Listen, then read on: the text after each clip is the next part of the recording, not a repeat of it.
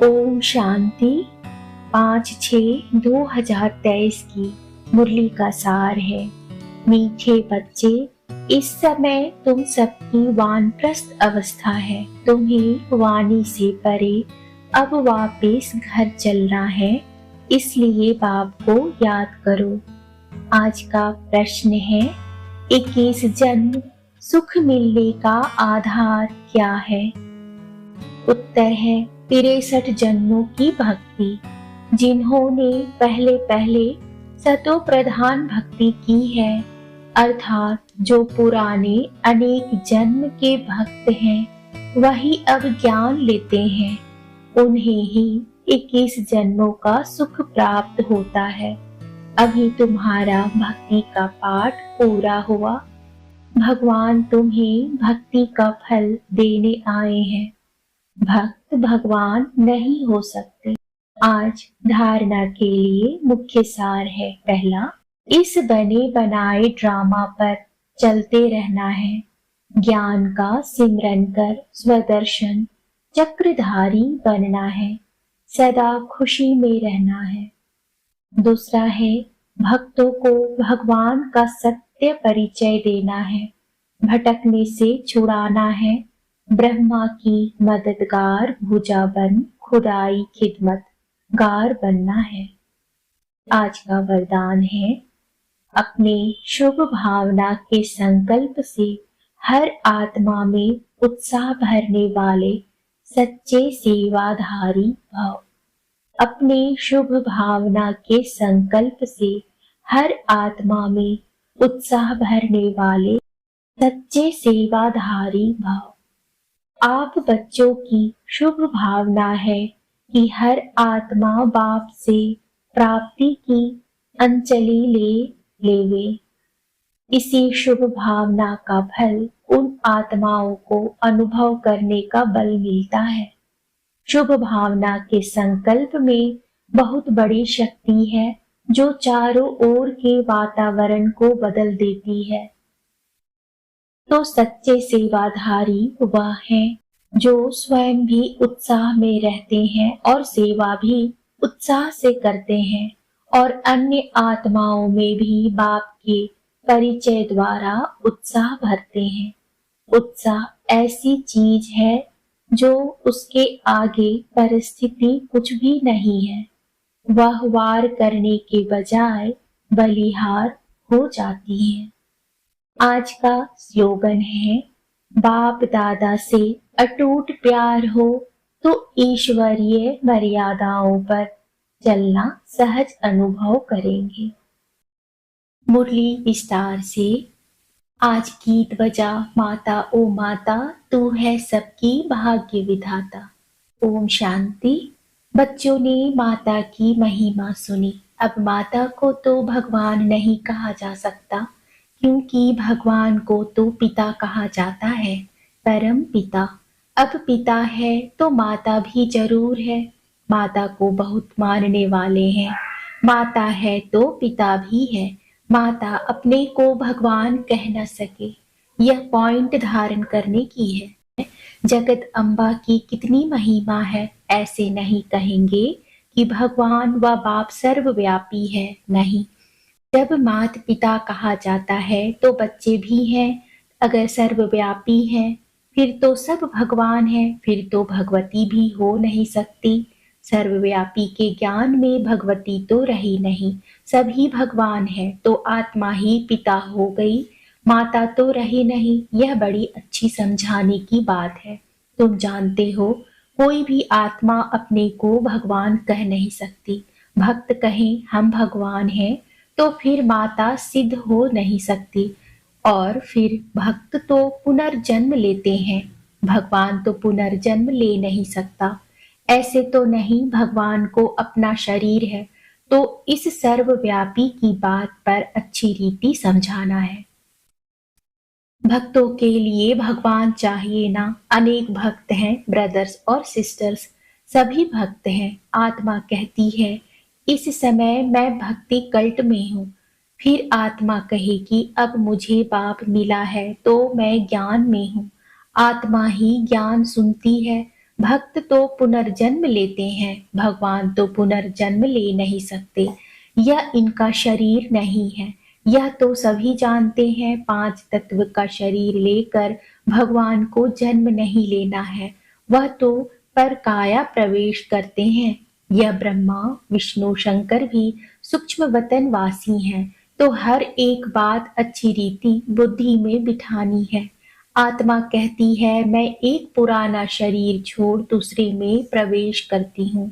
पुराना शरीर छोटा है व बड़ा है, एक छोड़ दूसरा लेती हूँ। यहाँ तो अचानक भी छोटे व बड़े का शरीर छूट जाता है, परंतु वहाँ तो पूरी आयु होने पर समझते हैं अब पुराना शरीर छोड़ नया लेना है। तो यह ज्ञान आत्मा में है ना, आत्मा पुनर्जन्म लेती है। परमात्मा के लिए तो नहीं कहेंगे, ब्रह्मा विष्णु शंकर को भी परमात्मा नहीं कहेंगे। वे भी सूक्ष्म वतन वासी हैं, बाबा तो मूल वतन वासी हैं। और कोई नहीं समझते कि परमात्मा मूल वतन निर्वाण धाम में रहने वाले हैं। निर्वाण धाम अर्थात वह वाणी से परे धाम है, इसलिए वानप्रस्थ नाम पड़ा है।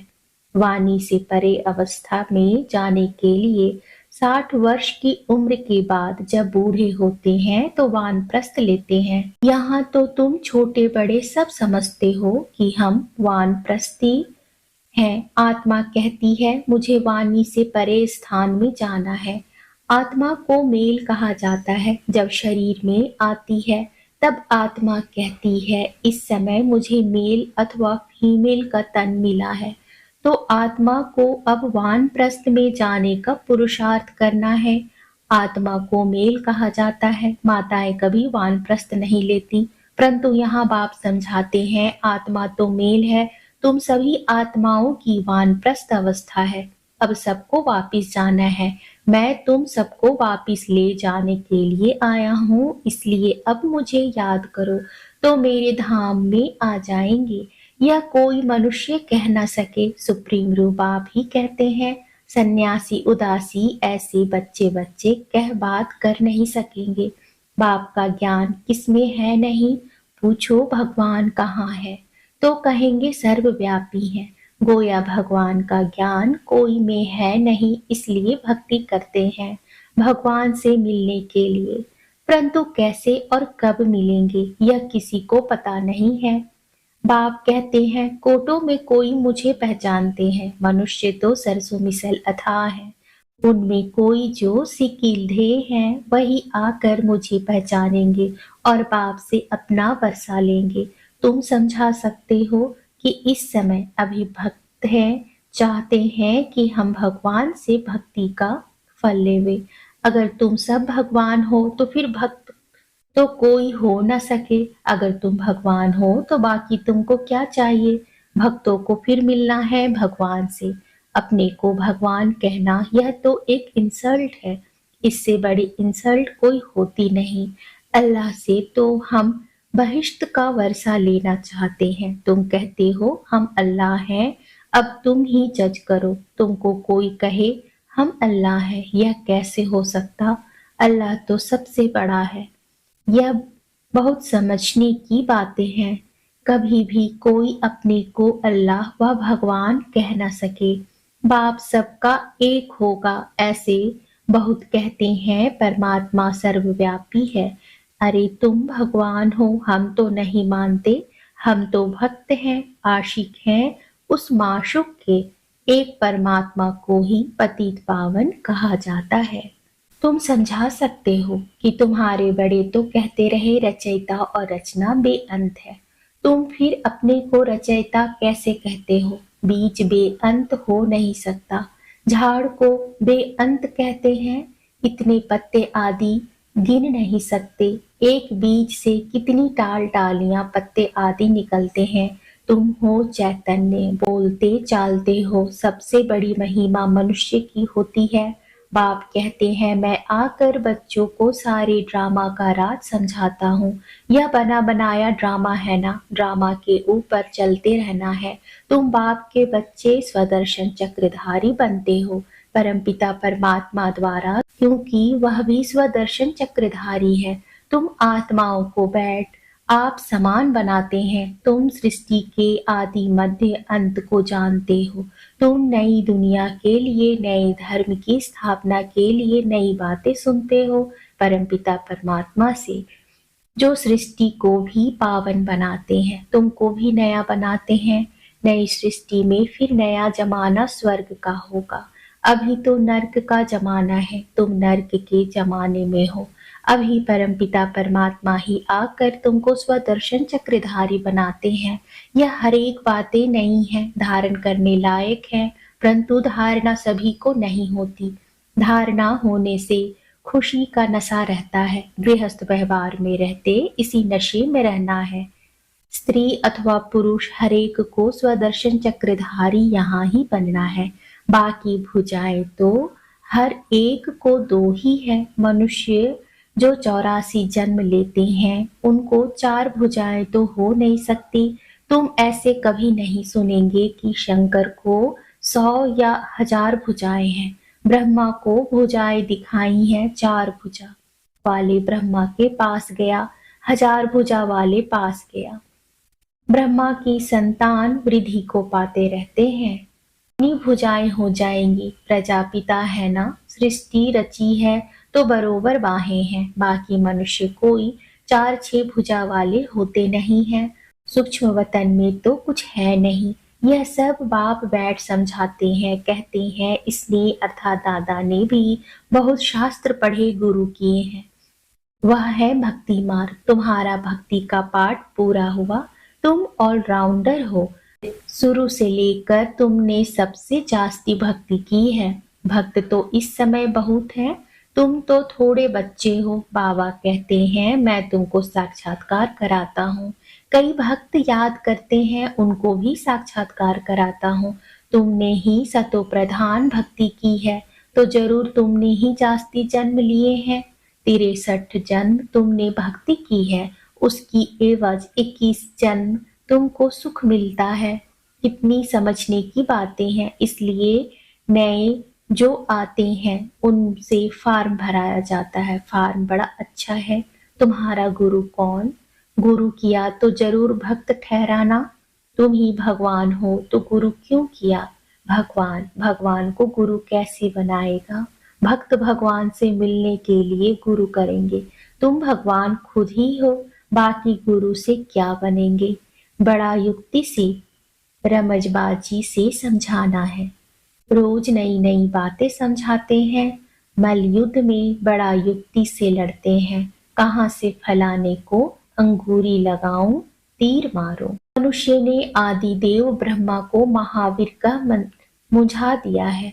कोई महावीर को हनुमान कहते हैं क्योंकि हनुमान ने महावीरता दिखाई है। कहाँ वह महावीर? फिर उनका नाम पवन सुत रखा है। आदि देव ब्रह्मा है और मनुष्य है। जगत अम्बा भी मनुष्य है। इतनी भुजाएं आदि कहाँ है? माता को इतनी भुजाएं हो तो हमको भी होनी चाहिए। वंडरफुल बातें हैं। ऐसे नहीं, सभी धारण कर ज्ञान के उस नशे में रहते हैं। नंबरवार है। उन सत्संगों में कोई ऐसी बात नहीं रहती। यह तो स्कूल है, नंबरवार बच्चे हैं। कोई को माया का तूफान आया और गिरा, इसलिए ब्राह्मणों की माला नहीं बन सकती है। फाइनल जब बनेंगे तो उसको रुद्रमाला कहेंगे। तुम रुद्र शिव बाबा की संतान हो। रुद्र यज्ञ रचते हैं तो रुद्र का चित्र बड़ा बनाते हैं। बाकी छोटे छोटे सालीग्राम बनाकर पूजा करते हैं। बाप बैठ गुह्य बातें सुनाते हैं। जो सर्विसेबल बच्चे होंगे उनको अच्छी रीति धारणा होगी और समझा सकेंगे।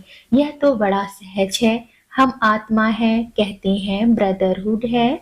आत्माएं सब भाई भाई हैं। भाई भाई कह फिर आपस में लड़ते हैं। जब कहते हो ब्रदरहुड है, फिर ब्रदरहुड कैसे कहते हो? सब ईश्वर कैसे कहते हो? सब भगवान भाई भाई कैसे हो सकते हैं? वह तो सब आत्माओं का बेहद का बाप है। कितनी सहज बातें हैं। तुम जानते हो ब्रह्मा द्वारा नई दुनिया की स्थापना होती है, फिर आहिस्ते आहिस्ते बढ़ती है। 1 से 2, 2 से 4 होते हैं। ऐसी वृद्धि को पाते रहते हैं। बरोबर प्रजापिता ब्रह्मा है तो जरूर नई सृष्टि रचता होगा ना। जगत पिता वह है रचने वाला, तुमको रचा है प्रजापिता ब्रह्मा द्वारा, नई प्रजा की रचना रचते हैं, अर्थात पुरानी को नया बनाते हैं। मनुष्य फिर समझते हैं सागर में पीपल के पत्ते पर आया, अच्छा उसको फिर किसने रचा? यह बाप गर्भ में जैसे कि क्षीर सागर से आराम से बैठे हैं, उस समय कोई ज्ञान नहीं रहता। शास्त्रों में तो कैसी बातें लिख दी है, प्रलय भी बड़ी और छोटी दिखाते हैं। वह कहते हैं प्रलय होती है, बाप कहते हैं प्रलय कभी होती नहीं। मैं आता हूँ ब्रह्मा द्वारा भारत को पतित से पावन बनाने। पतित दुनिया में मुझे आना पड़ता है, तुम जानते हो कल्प कल्प हम बच्चे बाप द्वारा भारत को पतित से पावन बनाते हैं। एक एक को भो भो करते हैं, सब विकारी पतित हैं। बाप है पतित पावन, उन द्वारा हम भी खुदाई खिदमतगार बनते हैं, हम भी पावन बनते हैं और बनाते हैं। अच्छा, मात पिता बाप दादा का मीठे मीठे सिकील दे बच्चों प्रति याद प्यार और गुड मॉर्निंग। रूहानी बाप की रूहानी बच्चों को नमस्ते, रूहानी बच्चों की रूहानी बाप को नमस्ते। नमस्ते बाबा, नमस्ते, शुक्रिया बाबा, शुक्रिया।